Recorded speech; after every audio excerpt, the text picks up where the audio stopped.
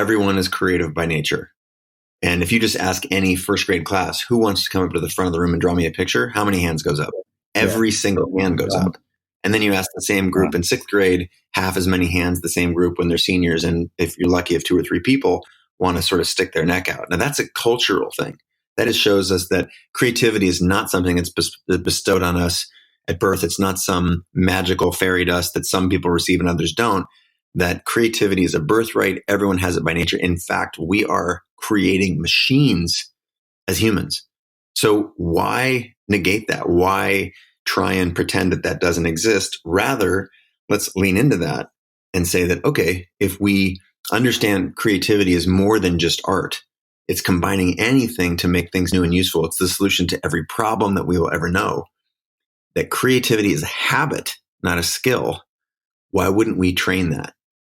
And what I'm trying to get us to do is lean into that it's not fickle or whimsical or naive to pursue the thing that you love, or in fact, creativity, that it's actually the most practical thing that you can pursue. I'm Srini Rao, and this is the Unmistakable Creative Podcast, where you get a window into the stories and insights of the most innovative and creative minds who've started movements, built thriving businesses, written best-selling books, and created insanely interesting art. For more, check out our 500-episode archive at unmistakablecreative.com. Chase, welcome to the Unmistakable Creative. Thanks so much for taking the time to join us. Srini, I'm happy to be here, man. Congratulations on all your success. Yeah, well, congratulations to you. You have a new book out, which we're going to talk about in quite a bit of detail. I think that this is interesting because literally almost a year to the day, I was having this conversation with you about my own book over at Creative Live. But before we get into the book, I want to ask you something that I actually didn't ask you the last time you were here, and that is, what did your parents do for work? And what impact did that end up having on the choices that you ended up making throughout your life? Oh, it's a great call. And I think it paints a little backstory that is both helpful and I think probably doesn't provide as much vision for the future that I took and for what's possible for everybody who's listening. But let me answer the question. So my dad was a cop. My mom was a secretary at a biotech firm. I was raised lower middle class. I think my parents did everything they could to. I mean, the way that I describe it is the heat was at like 58 degrees in our house year round, and it's like, if you're cold, put on a sweatshirt. And yet they still, I didn't want for anything that was critical to health or safety or anything like that. I was always well taken care of. But neither of them graduated college. And I have a lot of pride in sort of the lower middle or blue class upbringing. But it did certainly shape sort of the inputs. And I think this is true for most people culturally. There's a lot of inputs that give us what we should, what we ought, what we must do with our lives in order to please the people that are closest to us. And, the irony is that that's usually not the right advice. And it limits our thinking. And in part, that's what we talk a lot about in the book. And whether it's your parents, your family, your upbringing, your socioeconomic status, where you're born, and keeping in mind, like, I'm white, male, born in the United States, born in the 70s, like by most measures, that's every advantage you can have. And deciding that I was going to actually listen to what my calling in life was and pursue it, in spite of the advice that I was getting, knowing that it was the hardest thing that I've ever done. And I can only imagine what that would be like from people who had less advantage at birth than I did. Yeah. So I think that stacks up to be like a material reason that this book matters, is because look what a different world and life we could each have if we were able to navigate all these inputs from culture, from our parents, from our teachers and career counselors, and actually do the thing that we're supposed to be doing with our lives and listen to that calling that's inside of us. Yeah. Well, I appreciate that you brought up that your dad was a cop and that you also grew up with the advantage of being white male, growing up in the 70s. It's funny because I don't think that we are quick to acknowledge how much privilege most of us get. We just say, oh, well, I worked my ass off. And, we really fail to acknowledge that in my mind.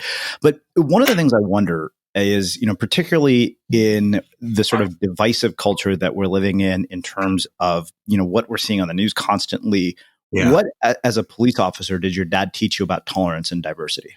Um, that's a really interesting question. And I remember hearing stories and seeing photographs of him in the 60s, like 1968, when all the riots were going on, and just talking about the requirements of a diverse, I guess, input of ideas, and that it's not about one side or the other. It's about having the discussion publicly and, and appropriately. And sometimes that's, taking to the streets and demonstrating. And some other times it's in the legal system. Other times it's in lawmaking and whatnot. So it was reasonably balanced. I think also the way that he framed my upbringing it was pretty gritty and real. Like it was not, was not catered to. I was told like the world is a real place, and not unnecessarily so. I didn't grow up like, a thug or anything by any stretch, but it was just, it was a healthy dose of reality, definitely not coddled. Mm-hmm. Like no one's going to hand you something. And also that labels and words matter. You see the effect that, being born into poverty or privilege, by contrast, like you just mentioned, has an effect on the outcome. And so it was basically to take nothing for granted and also assume that you're going to have to take good care of yourself and those around you and push for the ideas that you want to see possible in the world. So while it wasn't a world of limiting beliefs, or sorry, well, it wasn't it was a world of, supportive, like you have to work hard. The flip side is that there was still, I think, when you're a blue collar family. I mean, and I grew up with, like, the way I talk about it also is I had upside down Nikes. I had Nikes with 2 eyes, like Adidas with 4 stripes. I had, like counterfeit stuff that was trying to fit in, but, stuff that we could afford. And, I think the flip side of while it's gritty and real, that, hey, if you're hardworking and talented, that you're going to be a doctor or a lawyer or a professional athlete or a, fill in the blank equals approved by mass culture. Mm-hmm. And so there's a duality there. And I think that's that cultural input that I was referencing earlier, that we're really, whether we believe it or not, there's so many inputs that are shaping what's possible for this one precious life that we have, and what's being presented to us is really, really narrow, unfortunately narrow. And it's up to us to now, using this book as a guidepost, step back, look at what we actually want for ourselves, make a plan, and then execute against that plan. Yeah. Do you have siblings? No siblings, only child. I think that the reality was that I was a handful. And they said, I think we're good. We're good with one. That's the way that it was presented to me, and both tongue in cheek and sort of with the side eye. It's like, yeah, you were plenty, so we were happy not to have any more kids. So one thing I remember from our last conversation, and also, from parts of the book, is you were at one point headed to becoming a professional soccer player, and at another point potentially headed to becoming a doctor. Yeah. And the reason those two things struck me is because regardless of either one of those paths, what had to have been instilled for you to end up on each one of those trajectories is a hell of a lot of work ethic. Yeah. Yeah. Where did that come from? And, like, how did that develop as you aged? It's a good question, Srini. I think because it does frame the lens that a lot of us look at life through, which is reward, achievement, pat on the back, social acceptance. So the hard work, I think, if do you take personality tests and all these things, you find out a lot about yourself, or this intuitively about yourself. And I was certainly rewarded for achievement. And, I don't think my parents did a bad job. But part of being rewarded for achievement, if you look at that as, go back in childhood wounds and things like that, that's like, if I'm I do what others approve of, then I get, then I feel better about myself. And if I disappoint others or fail to achieve or succeed at something, then I'm bad. And, there's a superficial upside to that, but there's a real downside. That's our shadow side, which is we build our vision of ourselves and the image of others. And that can be really toxic. So I do think that there's a piece of that my parents were super young parents, had me when they were in their really young 20s, and got married at 20 and 19, or 21 and 20 respectively, had me shortly thereafter. So, they did the best that they could with what they had. But I think my story is not uncommon, that in order to sort of fit in, we have to meet a series of molds. And the reality is that the molds are ever changing. And, if you're trying to fit into a box and the box is changing and it's culturally made out of television and Instagram feeds and things that are not achievable, then there's a dialogue that we have with ourselves. So I did grow up with having a hard work ethic instilled in me. And I think that was exacerbated or underscored by, oh shit, I want to fit in. And if I'm not approved, if no one approves of what I'm doing, then I'm bad. Not just I'm bad at X or Y, that I'm a bad person. That's, see Brene Brown's work on shame and guilt and vulnerability and all those things. So again, I just trying to paint this with the right brush too. This is not like I was fending for my right to food or to shelter or anything. But things being relative, that certainly has an impact on our psyche. And for me, that's part of why I wanted to write the book, not necessarily that we're all coming from X type of a household, but that we have these inputs, and that rather than feeling like a cork in the tide, I wanted to put a system together that everyone's creative by nature. We have limitless possibility, that creativity is a habit, not a skill, and it's a practice, not a product. And it's the act of creating in small ways. What it does is it helps us see the lens that, oh my gosh, we are our own agent. We are capable of affecting the world around us. And ultimately, it's the same muscle that when you're baking a cake or building a business or creating anything in this world, not just art, but creating anything, that's the same set of muscles we use to create our life. And so why not use those muscles in small daily ways, strengthen them so that we can create the living and the life that we want for ourselves. Yeah. Speaking of inputs and being rewarded for things that are external, I think that you and I were talking, I remember when I was at Creative Live, and I told you that I see the world through the lens of outliers, and you do too. Yes.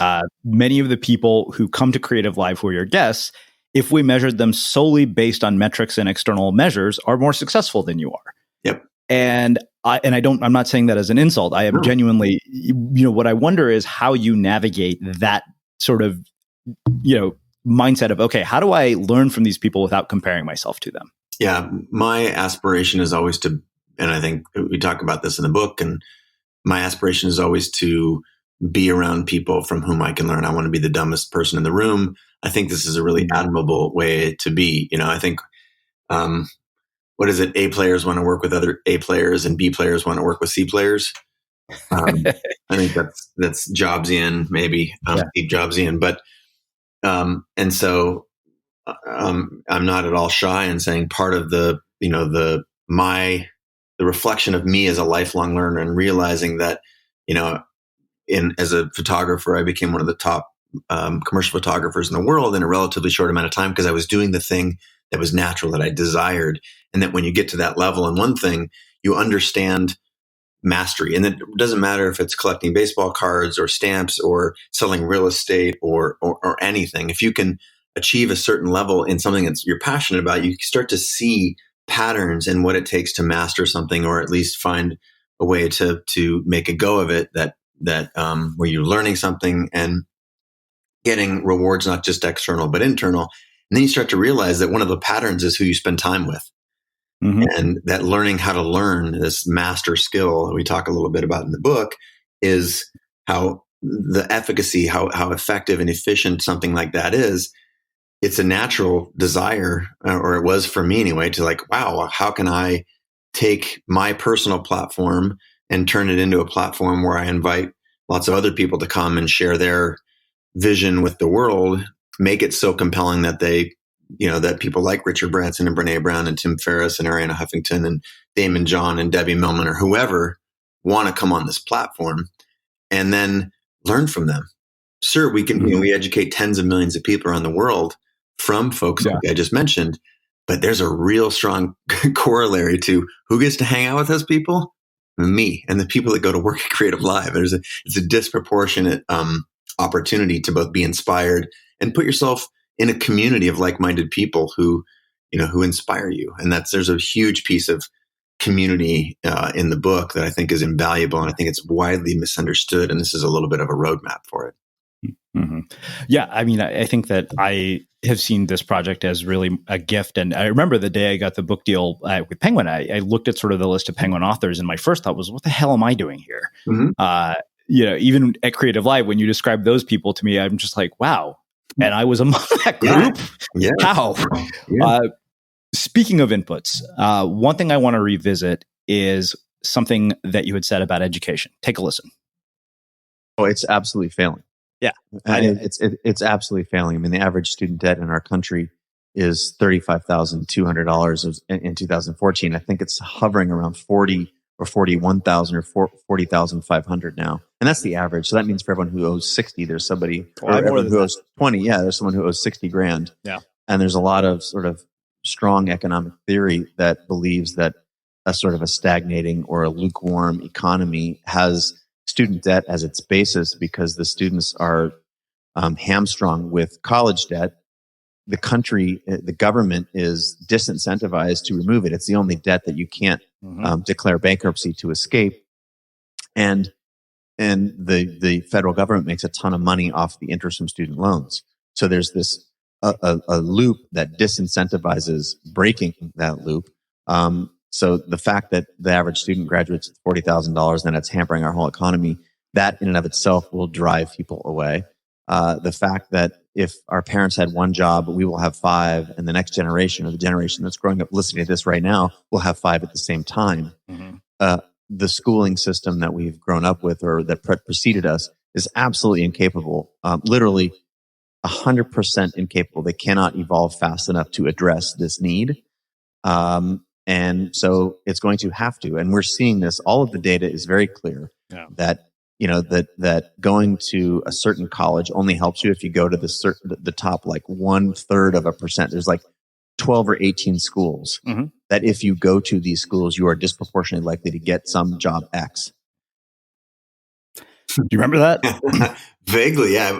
I don't remember where we were. Was that in our Creative Life discussion in your book? No, that was in my conversation with you here at the Unmistakable Creative. That was probably like 2014, shortly after 2016. Right? Yeah. Yep. Yeah. And the reason I wanted to actually bring that clip back is nice job because finding that out. You're going to pin me down. I love it. Well, I brought that. I chose that clip in particular. One, because I thought it would be an interesting experiment to pull something back from a previous episode to work on my own editing skills. But the reason that clip in particular struck me is because of the fact that we are very close to a new election. Yeah. And, as somebody who's written this book, I know that you and I both have pretty strong views of education in its current form, clearly, based on that clip. And I wonder how you think about it now when we're on the edge of an election, because I know that this is something a lot of candidates have talked about. Yeah. And, part of why I'm very heavily leaning towards Elizabeth Warren for this is because of the student loan debt issue. I have a feeling that is going to impact far more people in this election than I think many candidates realize. And so I wonder, one, how do you think about it in the context of politics, given where we're at? And how do you think about it in the context of the future of work? Beautiful question. Nice job editing, by the way. And it's just it's a brilliant reminder that we are caught in a loop, right? Because what has changed, and that was years ago, and what has changed? The only thing that's changed is the student debt is higher. It's higher. It's 1.5 trillion. It's higher. The debt from student debt is higher than credit card debt in our country. Just grab onto that for a second. That's gnarly, right? Mm-hmm. And when you combine that with the point that was made in that clip that you played, that it's the only debt that's not forgivable. And I think Elizabeth Warren just yesterday revealed that in her plan that that the government is set to profit 470 billion with a B, and that's profit from student debt. That is, to me, astounding. And the fact that you can just literally fill out some paperwork and submit it in order to get that debt. The challenge isn't that we're supporting education. Obviously, that's part of this sort of the cyclical, the challenge and the scheme here is that what we have is that the educational system that those dollars are directed to is just incredibly behind the times. And so I'm not advocating for college. I had the privilege of going. I found a way to get it paid for from an athletic scholarship and some grants and some other things. But the reality is that it's not appropriate for most of the people who are currently diving into it. And that there's just a dominant cultural narrative, not dissimilar to the one that I'm talking about in the book, where you ought to be this, you should be that. This is that these 5 things are practical and everything else is impractical, including creativity, because it's soft and whimsical and all these other things that are just factually not true. Creativity is the most practical thing because you're literally figuring out how to combine unlikely things to something that's new and useful. So it's like the foundation of utility. And if you uncork that just another layer from what you'd presented in your question, we have a problem on our hands. And the educational universe needs to find some solutions that are suited for the next century. And reality is our like my wife was a public school teacher for a long time. I was raised in the public schools. I don't think it's a public or a private thing. I think it's just generally we are living, we have a system that's so large and lumbering that can't evolve fast enough. And the future looks a lot more like decentralized, rapid learning in small chunks around areas of expertise and passion. And in short, where our true calling lies rather than in memorization and geography, things that are able to be discovered or learned on a phone in 10 seconds. So we need to restructure the vision for the country. If you're a USA listener, and just conceptually in our culture, and I would say global, like popular culture, it's like, what is education and why would it stop when you were 18? It should be continuing, and you certainly should have this. Have the ability to continue to learn if in fact the aspiration of a government is trying to make its citizens successful. So through the lens of an election, that, to go back to your direct question, it's absolutely going to be a critical issue. And the numbers reveal that it's not getting better, it's getting worse. So it's going to be more critical of an issue over time, not just in this upcoming presidential election, but in, the every 2 years from here forward, because that's where a lot of the laws around our financial fiscal system are created in the off presidential years. Yeah. What do you say to the people who are not advocates of student loan forgiveness? Because there are people on the other side of the aisle who are like, you know what, you made your bed, you lie in it. I think that tends to come from a position of privilege. And it was easy for you to get student loans, or you didn't have to, or you didn't realize that you could literally go fill out a bunch of papers, and the bar to get one was so low because of data that says that when you go to college, you're more successful. Just that data is out of sync with the current times, and it takes a long time for that data to make its way through pop culture. And it's just, I would just implore that you re-look at the data, because it's pretty clear, and look at the privilege from which you're speaking, because it's pretty clear. You can say, oh, it's your responsibility. You got yourself into this. Yeah, great. Go one layer deeper, if you would. And it's whether you're up for forgiveness or not. I think it's really hard if you look at the systems and the data that's in place, like to say that the current educational paradigm matches what the future requires. I think that's if you can look at those things and say that you believe that it's adequate, or even good. I think that's where a massive disconnect. So forget whether loan forgiveness is a good thing or a bad thing. I think, that's that. I don't know if that devolves into a right and a left, or a, fiscal or social, or, whatever. But let's reshape the conversation. And I think this, not accidentally drives back to the book, which is current system does not adequately support it. And in part, until that system is sort of refurbished, which, let's be real, there's no solution on the near-term horizon, that we need as individuals to take stock in what we can do now to affect our future, and our near future and our far future. And the reality is we've been sold a narrative.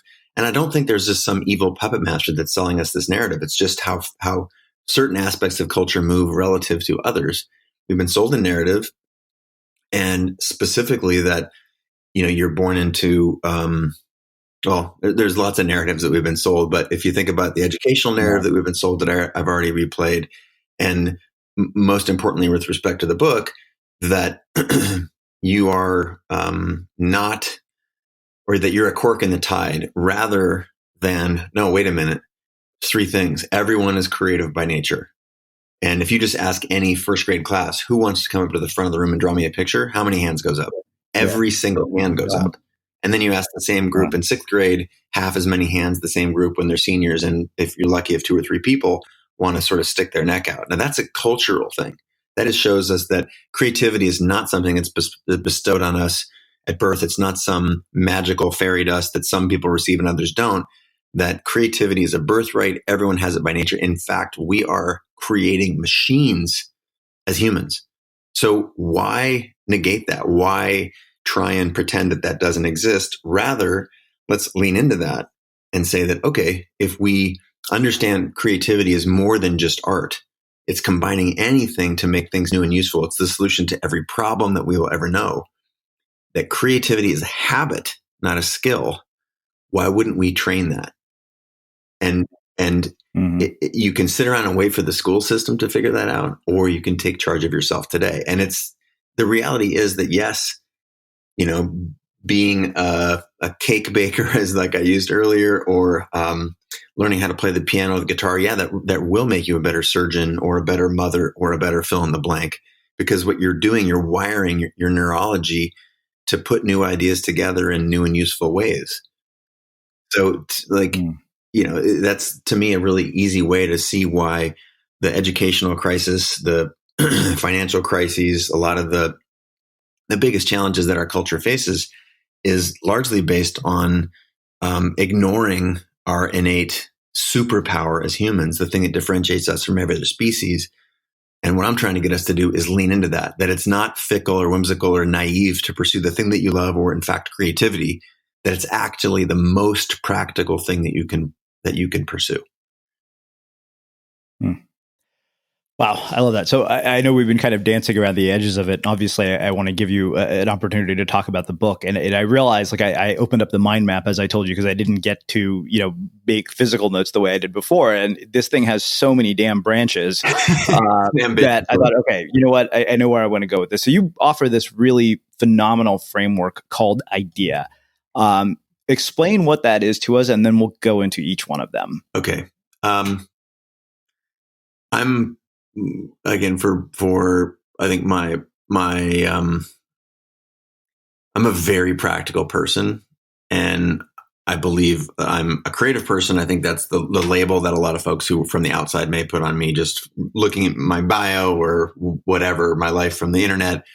And I want to underscore sort of the practicality. I, through my own experience of, disappointing most of I would say all of the important people in my life, in deciding that I was going to pursue the thing that I believed that I was meant to put on this earth to do, that it was incredibly practical. And that when I saw the results, I was like, okay, that's a takeaway. And then 10 years ago, I started my podcast, Chase Jarvis Live, and realized that, all those people that I mentioned, the Bransons and the Mark Cubans and the Brene Browns and the Debbie Millmans and the Damon Joneses of the world, after talking to them for hours and doing that hundreds of times across 10 years, there's a real simple pattern here.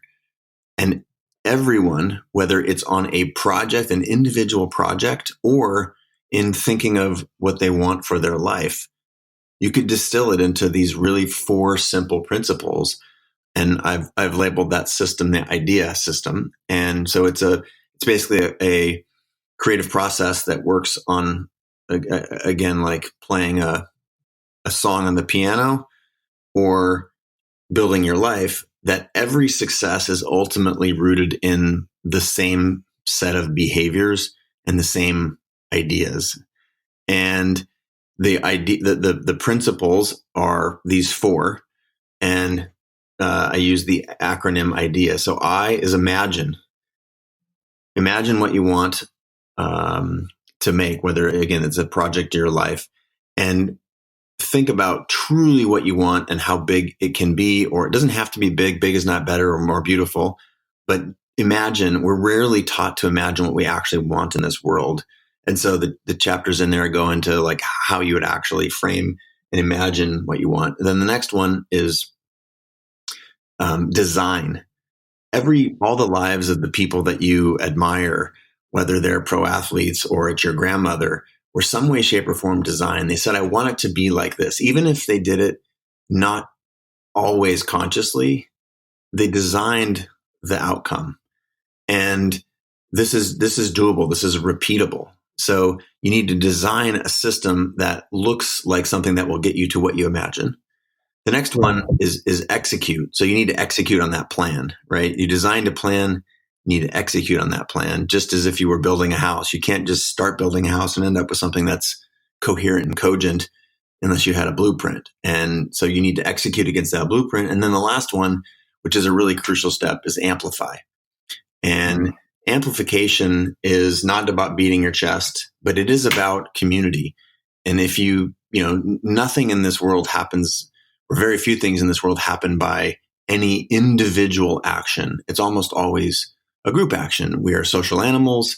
If a child is born and it's not held and coddled, it dies. And the reality is that we're always in a social structure trying to fit in. And so the concept of amplification is, how do you both find other communities that are already existing to connect to?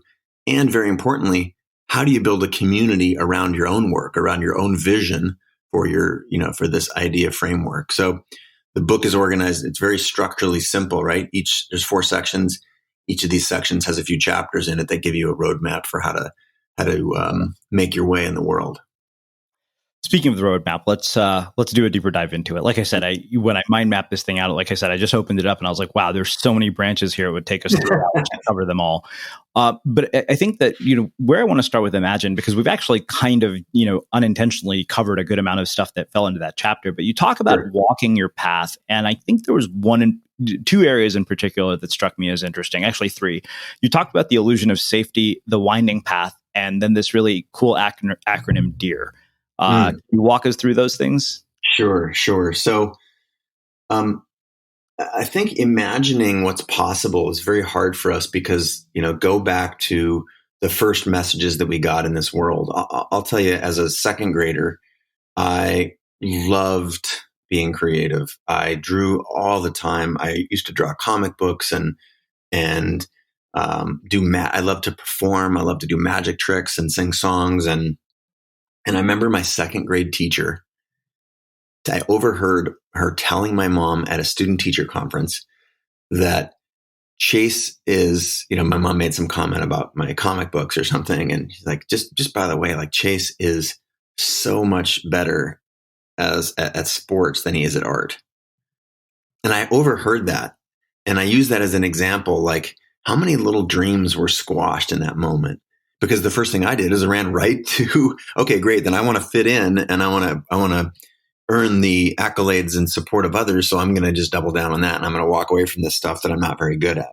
And if you look at that, and we've all had that experience in some way, shape, or form, what we're doing in that moment is betraying ourselves. But fear not, there's a way to get it back. And that's kind of what this book is about. But if you think about that as input, as these messages, of course, it's hard to imagine what's possible. We're raised in a world that is a fixed mindset world. And so Imagine teaches us to think bigger, and not just on the scale of like more money or more fame or more health or more whatever, but just don't think in a constrained way. And you mentioned the acronym DEAR, which is a very, very helpful way of understanding how others think about the world, such that you can get out of this fixed mindset. Because let's just take Sir Richard Branson, right? The guy has 400 companies. He's worth billions of dollars. And I happen to know him personally. He's an investor in Creative Live, and I can tell you, he's genuinely living his best life. And so, if you analyze someone like that, or any individual project that Sir Richard or anyone else who is a hero, there's a way to look at the projects and the people that inspire you, and it's basically using this acronym DEAR. You deconstruct what they've done. And, for me, wanting to become a photographer, I used to go stand in front of the magazine rack at Barnes & Noble. I couldn't afford the magazines. That's how poor I was. And I would take notes about all of the pictures that were in the magazines that I loved. And for me, it was action sports. I loved skiing, snowboarding, photography. That's what I wanted to be. I deconstructed the work that was that others were finding success in, who the photographer was, where the location was, who was in the photograph, what was being revealed in the image, what emotion was present. And you can do this with anything. You're deconstructing what you see as successful out in the marketplace or in your friend group or whatever. The next one is, what can you do to emulate that? The first step in learning is imitation, right? Like that's what a baby starts making sounds with their mouth when they hear their parents talking, and they're emulating what they see. And so copying isn't some sort of negative thing. It's actually the first step in learning. And so in learning to think in this sort of larger way, let's emulate, let's start behaving what is, what you admire in the world, and what are the characteristics of the people, what are the objectives that they're chasing, and how can you orient your life towards some of these things? And then analyze, right? DEAR. You're analyzing what's working for you.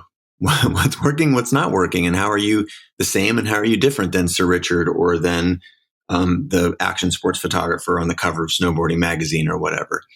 And then the magic piece of this 4-part formula is repeat. And you're saying, wait a minute, if I just repeat being like everybody else, how am I going to find my own path in this world? Because isn't that what this is about, Chase? And that's the hard part, because the repeat is where the work happens, right? If you just do that DEAR process once, then you'll learn something, but it's not really going to uncover who you are and what you want out of this world. So the repeat part is, you're building this muscle that I keep talking about. And most importantly, it's only through repetition that you can find your own personal style. In the beginning, every painter, every photographer, every person who's building a business, they're just looking at what they see out in the world and trying to draw some piece of it into their own. And it's by repeating, you start to understand what your personal style is, what your vision is. And photographers, this is I've counseled millions through Creative Live. This is the elusive thing. Like, how do I get hired? How do I stand out in a crowded marketplace? And the reality is that you're chasing personal style. And the only way to get that personal style is by doing a lot of work, such that you don't actually have to think. You just do the thing, and whatever you do naturally, that's the lens through which you see the world. So this system DEAR ladders back up to helping you imagine what's possible with your life through seeing what's worked for others and then breaking down those limitations to create your own narrative. Wow. Imagine. Like I said, I mean, this book is so deep in terms of many of these things. So I like I said, there's so many branches on this mind map, and I'll link it up in the show notes for anybody listening who wants to see it. And I can't wait to see it. But, you go into design here, and, I don't want to spend time talking about systems and habits, because I've taught a course for you guys on that. We've had a lot of people come and talk about that, but I do want to revisit something that you and I talked a bit about. And that is the things that zap our creativity. The irony is, right, so many of the tools that facilitate our creativity are often the things that are zapping it. Yeah. How do you think about that now, a year after our conversation? Well, I put a lot of thought into this section of the book, because as you're creating systems. As you said, there's a million books on habits, and your course is the pinnacle on habits and creative live. There's a lot of ways to frame that in the positive, and in the negative, there's so many things out there that zap our creativity. And I looked really carefully at my own list, having done research and analyzed my own effort. And the same thing is true with the patterns of others. You start to look around, you're like, wait, social media, it's so important because that's how I get my brand out there, and it's democratization. And, now I've got my own mouthpiece to speak to millions of people who are on the other end of my social following. Great. What I find is that most people don't approach that with the strategy that's actually going to help it. They just kick the can down the road every morning. And by consuming all of the work of others rather than creating, you're really just telling yourself a little fib.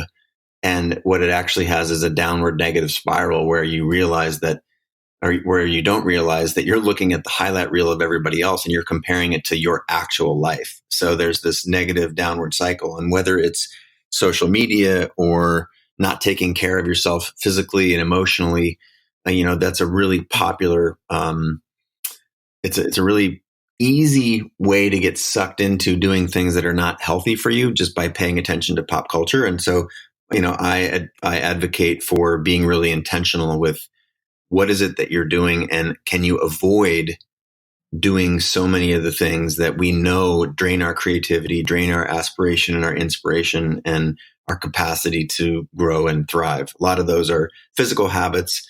I just had a great conversation with the author Liz Gilbert around, she's the author of Eat, Pray, Love, which was sold 12 million copies, and Julia Roberts played her in the movie, and also the author of Big Magic and most recently City of Girls.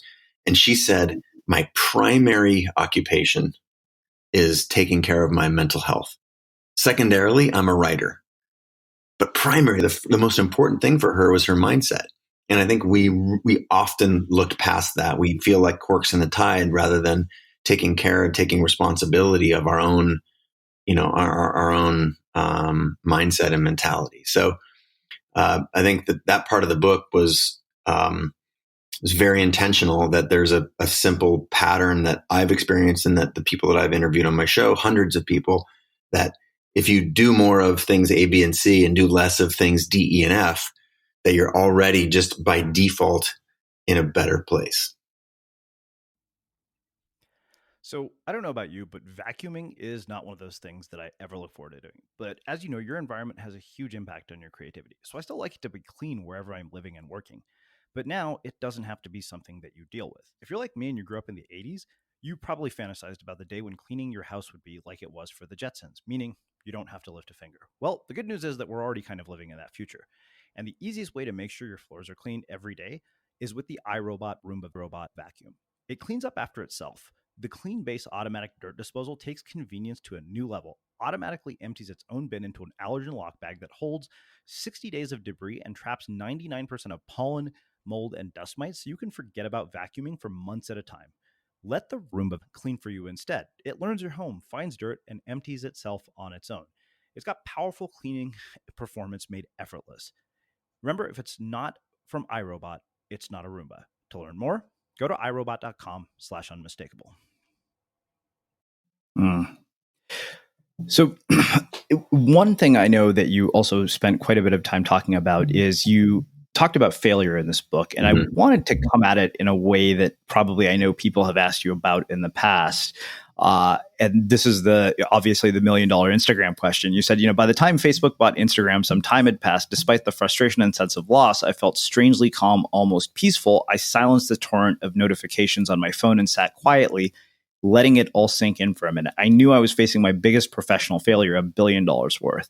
More than missing out on a big payment, I was missing the joy I would have felt in seeing my work used by damn near every person with a phone. And I wonder now how you think about that. Okay, think about that. Yeah. So, how you think about that now and how you think about it having had conversations with people like Richard Branson and Mark Cuban, and how your own perception of what it means to be wealthy has changed. The super short backstory is that I had the precursor to Instagram was a lift and stamp copy of an app that I created in 2009 that went on to be the app of the year on the Apple platform. It was called Best Camera, and it was the first photo app that allowed you to take pictures, add effects that were called filters, and publish them direct to social networks. There was no such thing as a photo feed before Best Camera. We had to get that approved through Apple in a special approval process. So that went on, was successful. And then we ultimately got trounced by this company called Instagram, who pivoted, took 50 million in venture funding and threw all that money and kicked our ass because I was a cap table of one, didn't have any investors. And we know that the outcome of Instagram was that $1 billion sale. And that's what the part that you were reading from talks about. And it certainly redefined, there was a lot of tactical lessons that I learned about venture capital and about buying and selling businesses and about the marketplace and competition. But I think the most important takeaways were way more emotional and personal. And in particular, what is wealth? To me, of course, that having the basic financial security to protect you and your family, and that's understandable. But there's also plenty of research that says that every dollar that you make above $70,000, which is what it takes to make the average family safe, have shelter, have food, etc., that there's no higher correlation to happiness. In fact, it's a downward trend. And there's also research that says that people who won the lottery are less happy than people who had a limb amputated, for example. So we know that financial success is only a very, very small part of the solution, and it's also a big part of the problem. And for me, I was able to look past the financial part when I realized that what got me excited about the work that I was doing was the impact that it could have on people's creativity. And so what was $1 billion loss for me and $1 billion gain for Kevin Systrom and the founders of Instagram, it wasn't a monetary win or a loss for me, although that's in part true. To me, it was a reality that what would I do tomorrow after getting knocked down? I would just stand back up and keep trying to build something that mattered to me. And that brings it back to the core principles of the book that there's a huge joy and a connection, a human connection, when we're doing things with our time, which is the one thing that we've all got a very limited amount of, and it's measured in years and weeks and months and days, not centuries. And that by spending your time working on things that matter to you, we create meaning in our lives. And while I was disappointed to not have the billion, I realized that very, very important lesson that made me want to write this book, that meaning is developed through how we spend our time, with who do we spend it and why. And that there's an potentially infinite amount of joy that can come from that. I love that. So I think that, you mentioned getting back up after you fall. And one of the things I wanted to do is to talk briefly about mental health, because this is a real issue in the circles that you and I run in the circles that anybody who's listening to this runs in. Jerry Colonna was here just a few weeks ago talking about his new book, Reboot. And one of the things he said is that for many people who either do creative work or they're entrepreneurs, their self-worth and their enterprise are coupled. And having, been through all of this, I know, basically because of having taught a course at Creative Lab, I know some of the people that work there. You had to do a layoff earlier this year. How do you navigate these kinds of moments? Because I know from having sat down with you that these people matter to you, even if they are still not around. Sure. And you had no choice but to let them go. So I wonder how you deal with things like this. So this, like every individual setback, whether in personal life or in business life, to me, the growth mindset, first of all, two things. One, it's never part of processing grief or sadness or frustration is to actually experience it. And I'll just refer you to the work of lots of other people, to, the Brene Brown, for example, she's a master at navigating and articulating some of these viewpoints. So it's part of the human condition to feel that grief and experience it.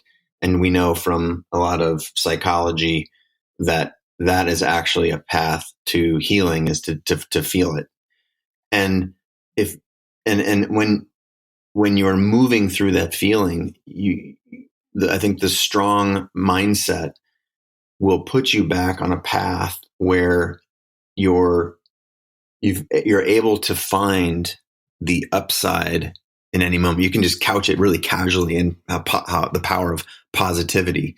I don't want it to sound sort of cliche and platitudey and panacea Pollyanna, but the research is pretty clear that the ability to get back up and continue is a very healthy, again, assuming you're processing some of these either small or large griefs, that is a requirement for moving forward. And just, a simple example is like you're watching a child learn how to walk.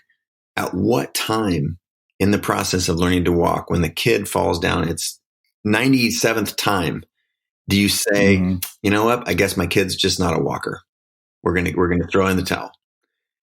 And for an able-bodied person, the answer to that is zero. Like 0% of the time do we do that. Do we think that, or do we say it? And yet, when we look at pop culture failures, business failures, relationship failures, it's so easy for us to throw in the towel. What we end up doing is we do that largely from the judgment of others and from the self-talk that we have. Going back to your point about mental health, comes back to self-talk, which not surprisingly is connected to the inputs of others and judgment. So that's one of the reasons I'm such an advocate for a strong and creative growth mindset. I talk in the book about the creative mindset, and it's very similar to a growth mindset, except it frames it in that we're all creative by nature and we can create our way in or out of any situation we can envision. It's the mindset and the language that we use to talk to ourselves is such a critical piece that also, again, none of this is taught in schools or pop culture, or it's sort of like these little siloed industries that some top performers might employ, but that are not, there's not now real great vehicles for the rest of us to consume this information. So that's part of why it's a huge piece of the book. And the reality is that is a huge part of the culture that we're in. I've said earlier, we're social animals, that human connection is a requirement for growth and survival as both an individual and a species. So what can we do to facilitate those things rather than shut it down? And in a world that is, as you already mentioned, where some of the tools that are designed to help us actually hurt us, social is a great expression of that, right? The fact that we don't have to connect in real life if we don't want to. We can stay home and hide under our covers or in our parents' basement, and with the illusion of human connection through a connected device. Well, that's fine, but there is a real actual human connection that's required, and a mindset that facilitates it is paramount. Yeah. Well, I appreciate that more than you can possibly imagine. I mean, people are like, why are you planning a conference? You know how much work goes into this. It doesn't make as much money as you want. I'm like, look, at the end of the day, I get to sit here and have conversations with you. And I remember telling, one of my team members, I said, look, every week, thousands of people hear my voice, but I don't get to hear theirs. And like, I want to connect with people. Like, that is ultimately the motivation. And I was like, there are a lot of easier ways to make money. It was like, this is so necessary, particularly because of where we're at. And I think that was what I really appreciated about the way you approached community. It wasn't just a bunch of audience building tactics or hacks. You really kind of emphasized the importance of that. And I think in a lot of ways, in many ways, social, which initially started as a connection tool, in my mind, has evolved largely to a broadcasting tool. And I think that's in the interest of these companies because they're not getting paid to allow us to connect. It's like I said, Mark Zuckerberg might say that, Facebook's mission in the world is to make it more open connected, but their business model is to sell your attention to advertisers. I don't know if those two things, I think those two things are kind of in conflict with each other. So true. But let's get into this idea of amplify. And I want to talk a bit about audience building, particularly because you and I, our last conversation was about this whole idea of an audience of one. And one of my favorite quotes from the book, and I tweeted this yesterday, you probably saw this because I remember you liked it. Yeah. You said, don't develop your work on a foundation of creativity, authenticity, and heart, only to aggregate a hollow list of followers via gimmicks and schemes.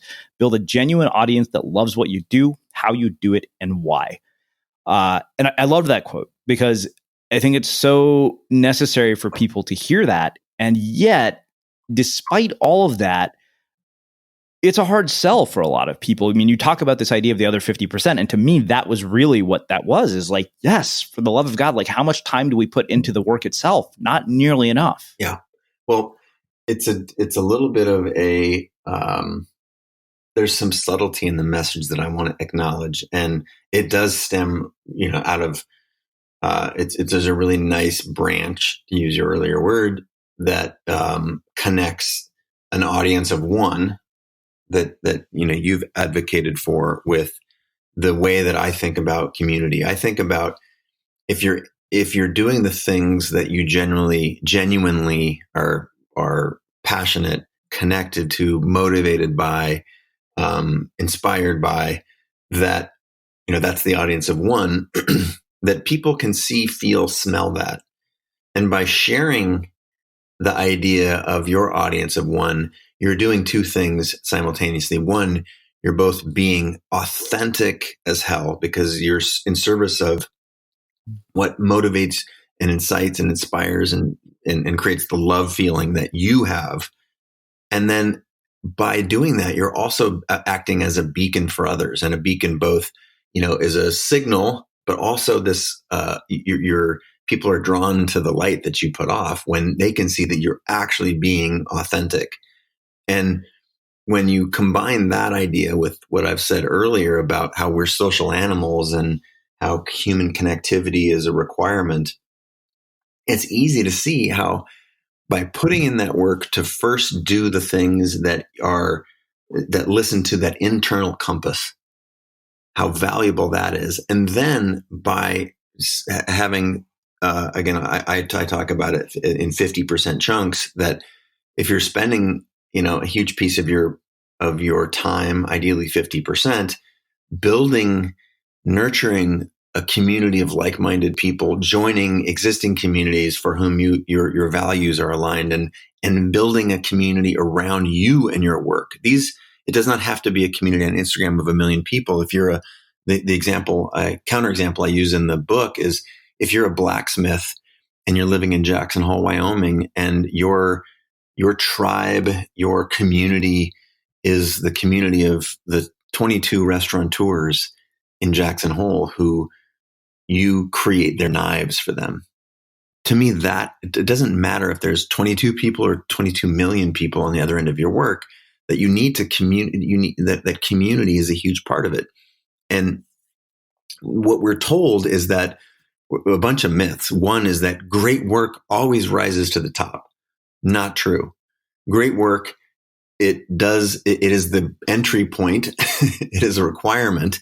And then every person that you know of who has had sustained success has built a community around his, her, or their world. That is just fact. And what, there's the phrase, a 10-year overnight success, that most people look past, like, oh my gosh, this person came out of nowhere.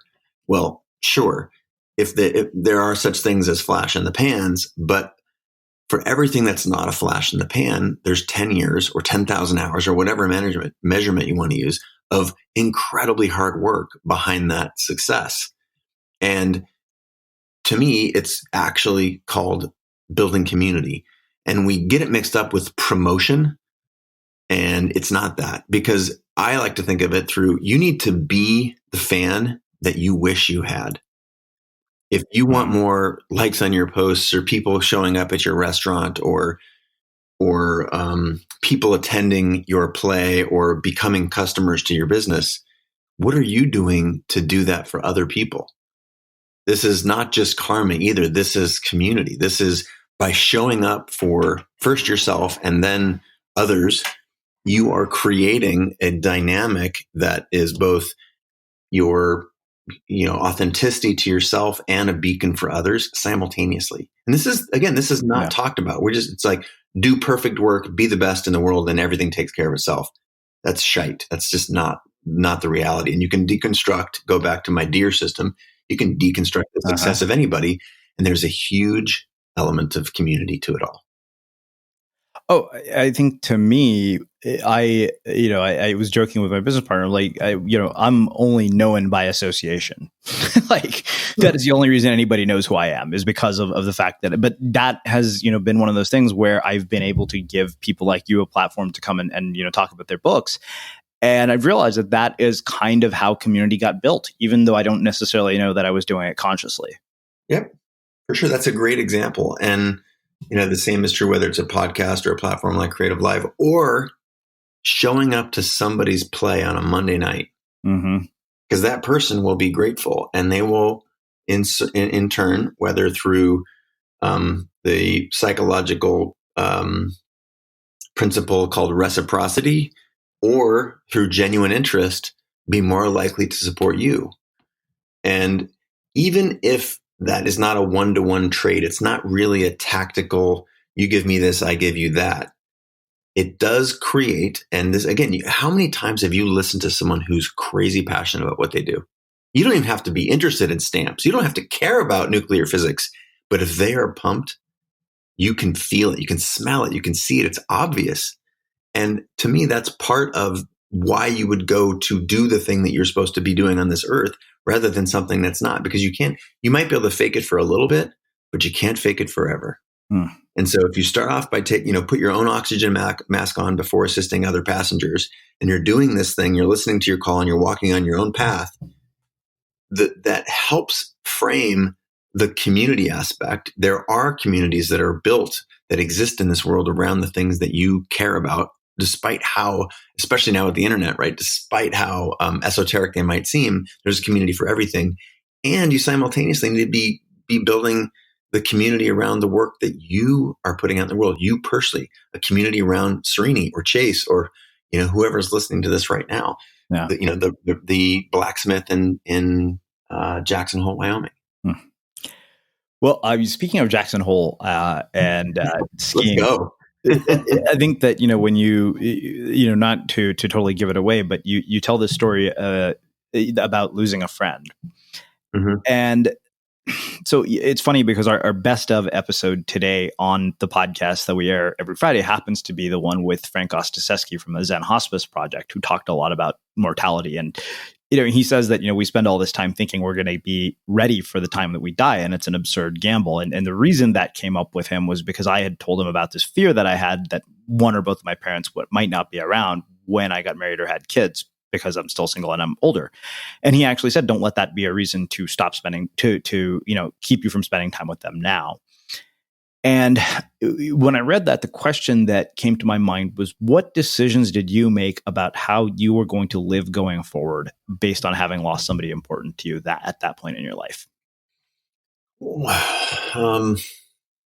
Whether we like it or not, there are a handful of pivotal moments in every person's life, and they often surround promotions or the loss of a job or the loss of a life or a traumatic experience. And I think in a perfect world, I tongue-in-cheek talk about this in the book, that in a perfect world, we discover this through Vipassana or through exercise or through, eating a bowl of Wheaties and looking at the box of the cereal and just be really inspired. But that's just not how life works.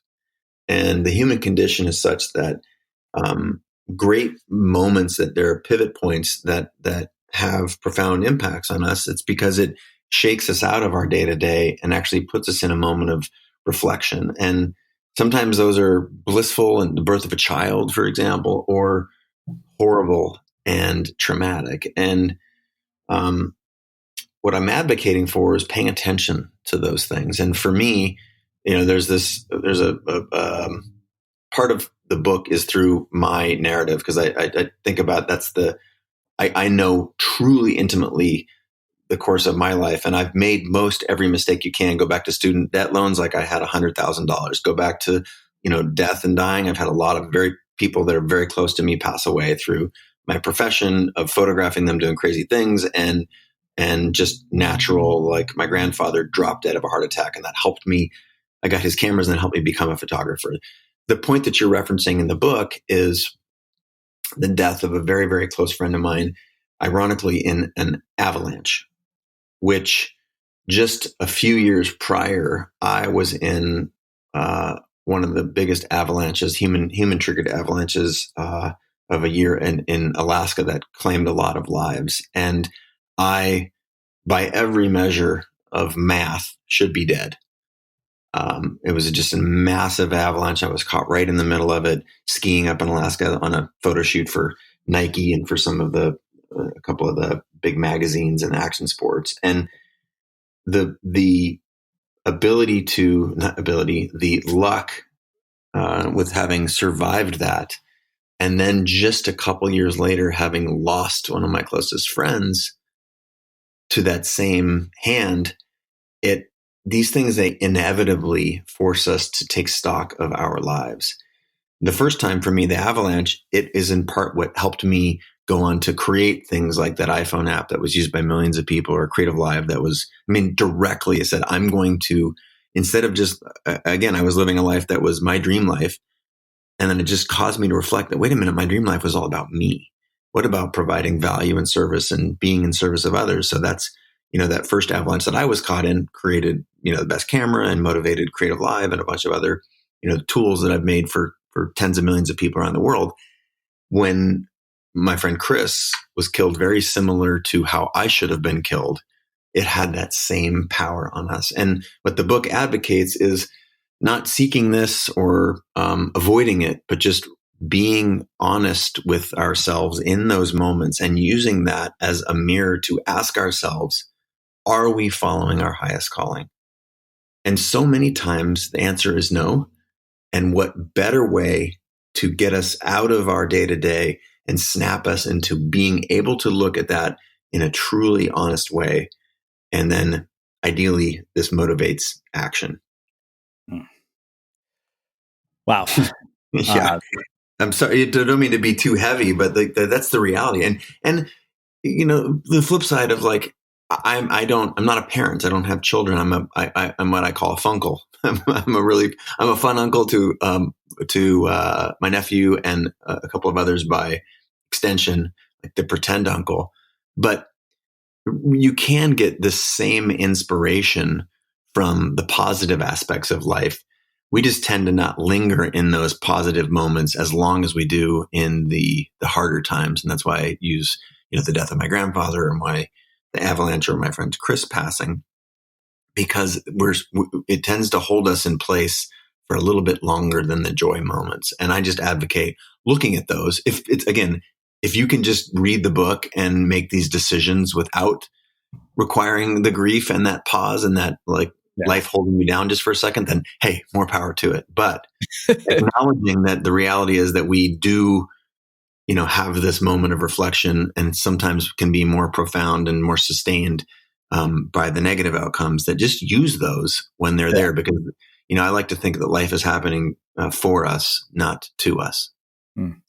That's why I always joke that, your art can be turned into great pain. All you have to do is look at the multi-decade recording career of Chicago. Yeah. Yeah. I think, we were born to create. We're creating machines. And, if creativity is this heartbeat, well, just look at the work of, I think this guy's name is John Cacioppo. Like, thirst reminds us that we need to drink water or we're going to die. And hunger reminds us that we need to eat food or we're going to die. And pain or injury or loneliness or this heart stuff that I'm talking about, it reminds us of something. And I'm suggesting that what it should remind you of is that you are a creator, that this is a label that you should own. It does not require that you wear a beret and move to Paris and take up oil painting. This is creativity in the sense that you, by creating in small ways every day, whether you're building a business, writing code, I've given 100 examples through our conversation, that act of creating on a daily basis and acknowledging it, again, it's required. Like you can take, I bet 95% of the people listening to this podcast have taken a photograph with their phone in the last 24 hours. And just the simple concept of looking at that as a creative act will make you feel and think differently, especially if then you start doing it a little bit more and doing it intentionally.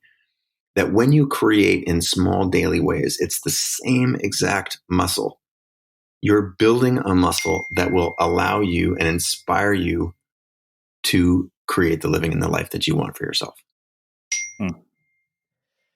Amazing. So I have one last question for you, which is how these are always doozies. Anytime someone says like, and the final question, I'm like, I bent my knees when you said that. Well, I've asked you this question before, so it'll be interesting to see how you answer it a couple of years later. What do you think it is that makes somebody or something unmistakable? No, I'm not gonna plant your question in my mind. You're doing the asking. I'm doing the answering. Yeah.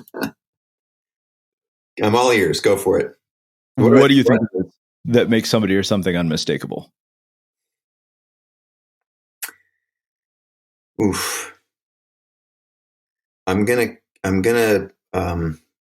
to use a few more words than the one sentence that I think would be ideal. But to me, unmistakable is to be unmistakably you. And just know that it's understandable that there are forces that are trying to shape not who you are, but really who you're pretending to be. I think who you are is who you are. That if you actually can develop this relationship with yourself where you're trusting in this intuition, you're able to look inside and answer, like, what do I want to be doing with this one precious life? What do I want to do to acknowledge that I'm a creator and not betray yourself? What if you can get tuned into that? That is both a chunk of plutonium that can drive your entire life and simultaneously can be a beacon for everyone around you, for your kids, your spouse, your partner, the group that you're a leader of. Like, these are the shoulds. They never go away. They might change as you get older. You know, instead of you should be a straight A student, you should be someone who provides a 6-figure income for your family, or you should, the list of shoulds, it never goes away. But by listening to who you are and being unmistakably you, that is all you can ask. And in doing that, the world unfolds for you. You're never going to have to stop pushing for this. This is not an easy thing. But by listening to that call, walking the path that we're supposed to be walking in life, and we know that intuitively, if we can find a way to continue to connect with that, and that's part of what this book is about, it's never going to go away. It's always going to be a little bit of a struggle or a fight there. I just think that it's worth the struggle, that it's worth the fight to be yourself and to be unmistakable. Wow. Well, I can't thank you enough for taking the time to join us. Subject yourself to my insane questions. I love your question. We've had a number of conversations over the years, and been on one another's podcast, and it's a treat to be able to be back here. And thanks for helping me, share the work that I mean, this is a 10-year project. I've been writing it, like physically typing the words and writing the words on scraps of paper and whatnot for years now. And I feel like I've built a bunch of products and platforms, and this is the why. This is the thing that sews it all together. Like, why get up in the morning? Why do what we do? And a roadmap for all the stuff that's in the black box that nobody says how. I'm trying to provide a roadmap for tapping into who we authentically are through, the lens that I've learned about myself and all these other top performers, you included, and provide a little bit of a roadmap for people. Speaking of which, where can people find the book and everything else that you're up to? I know Creative. Yeah. Thank you for asking. Anywhere books are sold. The book is called Creative Calling: Establish a Daily Practice, Infuse Your World with Meaning, and Succeed in Work and Life. So, the Amazons, the Barnes and Nobles, the Books A Million, wherever you go, it's there. CreativeCalling.com has, there's some other, if you pre-order, there's some special gifts, and we're tying that into a class at Creative Live.